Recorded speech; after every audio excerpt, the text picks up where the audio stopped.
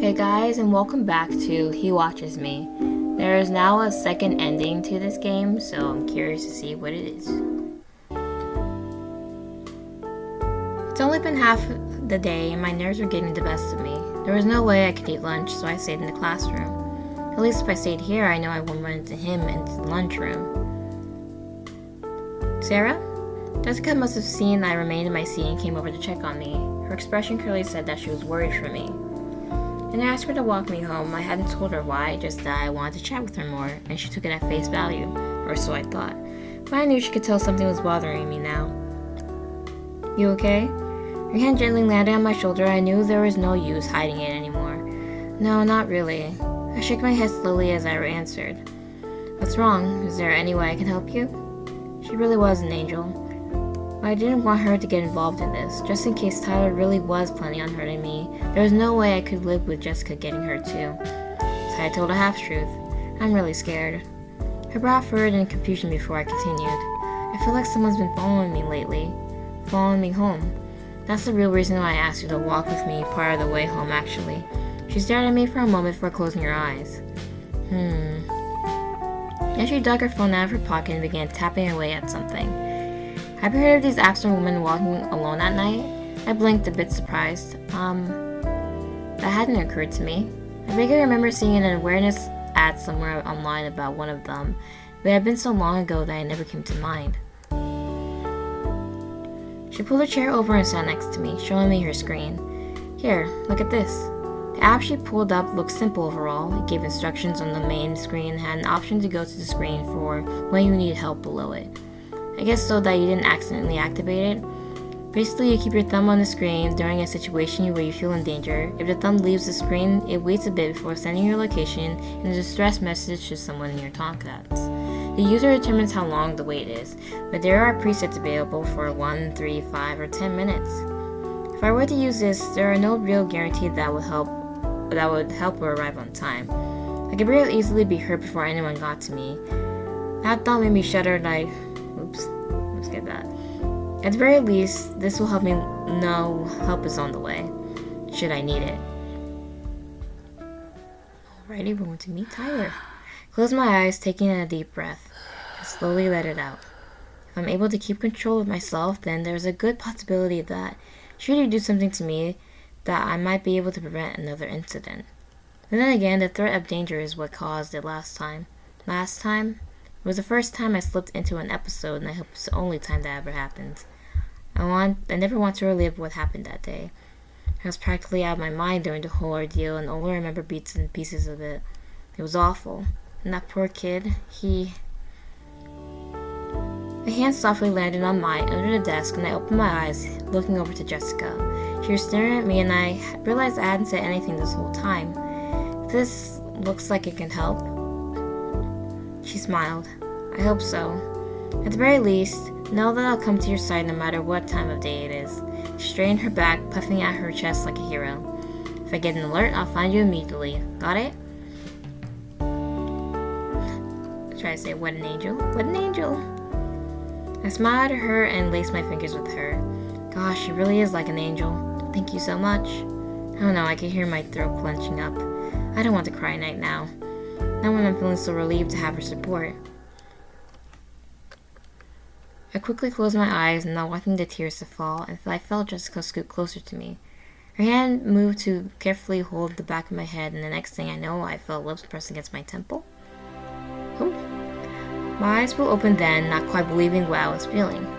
But there she was, kissing my head. Jessica?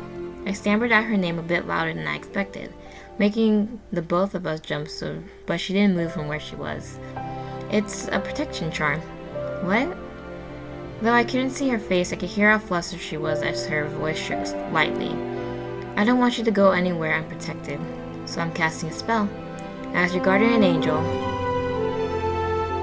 My lips pressed into a thin line before a smile spread across them yet again. My heart felt like it had soared up into the clouds of which she must have fallen from. This is some Disney music in the background. She backed away and I finally could see the blush that was on her cheeks, which mirrored my own. You know I'm here for you, Sarah. Seriously, how is everything made better when you're here? I know. Thank you. We stared at each other for a moment, and I wondered if she might kiss me for real this time. Not on the side of my head, but on my... Oh, the bell interrupted. Suddenly, there was a noise out in the hallway, and we quickly pulled apart from each other, awkwardly looking anywhere else in the room as the bell rang out. I should, get back to my seat. Looks like lunchtime is over? Right. Jessica hurriedly crossed the room to her seat, and I busied myself with my mechanical pencil, needlessly clicking it as if I were trying to get a new lead through the tip. I couldn't believe that really happened. My body was lighter than air, and I felt so much better than before. Fortunately, despite having Jessica's spell cast on me, I couldn't feel completely at ease.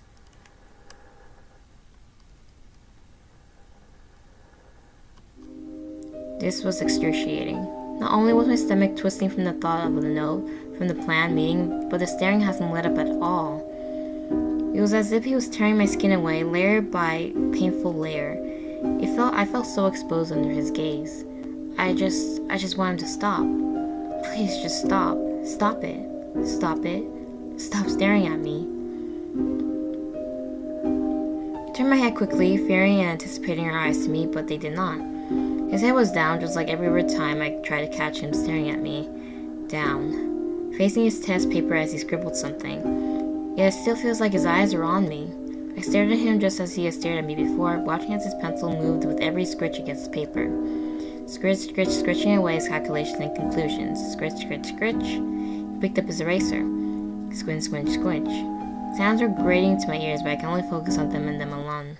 Sarah? A heartbeat flew into my ears as I turned to face the front of the classroom. Mrs. Hemmingsworth's eyes fixated on me now. I felt embarrassed all at once under her gaze, a completely different sense of uncomfortable compared to when he stares at me. And I realized that now that a few of my classmates' gazes had joined hers too. I brought my hand up to cover myself a bit from the scrutiny as I answered. Yes? What are you looking at? Nothing? I shook my head, looking back down to my test paper. Need to focus on the test, not the inevitable meeting after school. This wasn't going to be easy.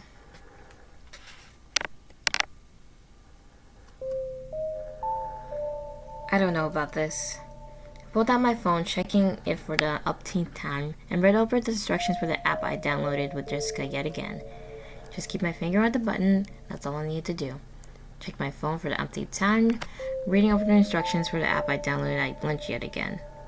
It was one of those apps where you keep your thumb on the screen during an interaction where you feel in danger. Your thumb leaves the screen, it waits 3 minutes before sending your location and a stress message to someone in your contacts. I've seen some advertisements about it online months ago, but I never thought I need to use it. I put it away, taking a deep breath in an attempt to calm my nerves. Walking down this alleyway, I was made more hyper-aware of how narrow it was. Cafeteria back doors and dumpsters were on one side, and the fence along a line of trees lined the other. That made running away a bit difficult. There were only 2 directions to go. I've never been back here before. Why would I have been? This isn't a place that students often go to. So why did he pick here to meet up? Maybe it really was so that he could attack me? My breath caught. This would be the perfect place to get me alone. Well, that's why I downloaded this app. If something happens, Mom and Jessica will be notified. I don't want to think about the if, though. I shook my head, pocketing my cell and keeping my thumb on the screen as I looked up and walked further into the alleyway. As soon as I walked past one of the dumpsters, I saw him. I tried to swallow the lump in my throat, walking forward but staying nearer to the fence line. He stood lumbering near the back cafeteria doors and turned towards me as I stopped. Good, he actually came. I never heard his voice before, but something about it made me jump. It was as if he wasn't used to talking, its coarse, gravelly texture grating against my ears and made me shudder. Couldn't even utter a response, all I did was nod. Someone glared at me through his hair under his hood, and I tried to glare back through my fear. Are you gonna say anything? Alright, I wonder if we can help Tyler escape.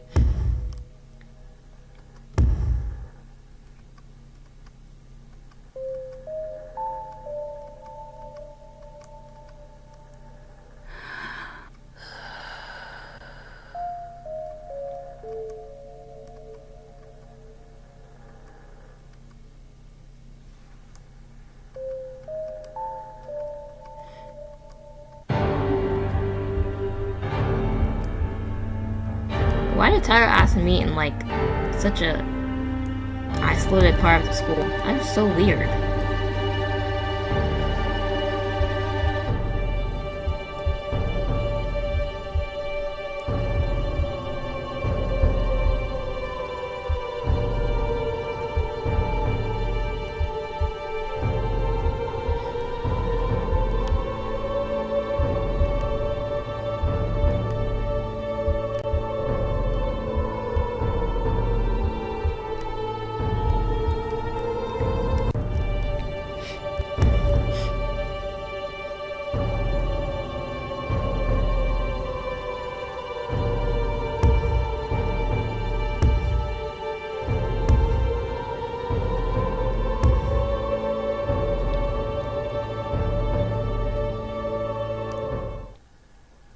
Oh, Jessica came this time. Alright, that is quite enough. What? My eyes flew open to look at the person who appeared next to me, seemingly out of nowhere. Jessica? She didn't even glance my way, stepping forward to put herself between Tyler and me with her arm outstretched. Where did you come from? Have you been behind the dumpster this entire time? I looked over to the dumpster, my brain rattled slowly, putting two and two together that she must have followed me after class. That doesn't matter. What does matter is that you two are blaming each other for absolutely nothing. Tyler scoffed, glaring at her with the animosity he's just been aiming at me, and I unconsciously took a step towards Jessica to hide behind her further. Oh, shut up. I bet she's been telling you about how I'm threatening her or following her. It's absolute bullshit. Jessica glared back just as fiercely, not backing down. She hasn't said anything about you. Not to me, and I doubt to anyone else either. She's been living in fear the past few weeks because you both have been staring at each other under the delusion that the other was out to get them. That's so weird. Can't you see that from the conversation you just had? Tyler looked like he was just going to start yelling again, but instead took a step back, looking off to the side and thought. Now that I think about it, she's right.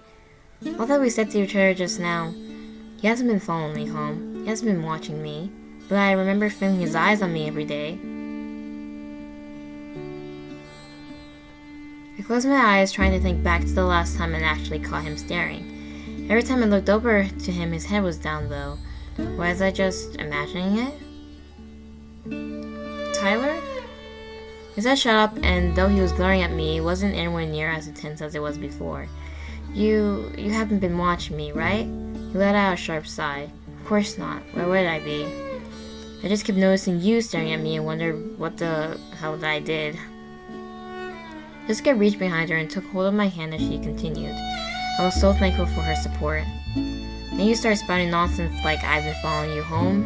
I don't get why you think that, but I have no interest in following you anywhere. I just want to figure out why you've been staring at me. He stopped, looked away for a moment before meeting my eyes again. So, you were scared of me, and that's why you were staring at me? I nodded, his brow furrowed as if he were getting angry again. I could see it building up in him for a moment before he took in a deep breath and let it out slowly. This is so dumb. He muttered it under his breath, but it was just loud enough for me to hear. I looked down at my feet, taking in a breath myself before stepping out from behind Jessica to stand next to her as I dressed him once more. I don't know why I got so paranoid about you, but I'm sorry. Jessica squeezed my hand as if encouraging me to continue. I knew apologizing at this point was the right thing to do. We were both in the wrong. He seemed to think so too as he nodded, stuffing his hands into his pockets grumpily. Me too, for yelling at you so much. An awkward silence spread between us, and then I turned away from Tyler instead of looking over to Jessica. She had been watching me and smiled when our eyes met.